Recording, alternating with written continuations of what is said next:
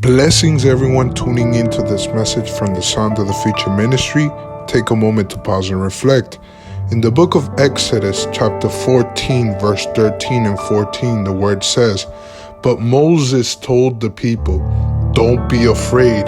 Just stand still and watch the Lord rescue you today.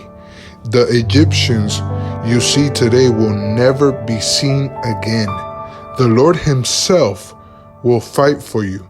Just stay calm.'" The people were hostile and despairing, but Moses encouraged them to watch the wonderful way that God would rescue them. Moses had a positive attitude. When it looked as if they were trapped, Moses called upon God to intervene. We may not be chased by an army, but we may still feel trapped.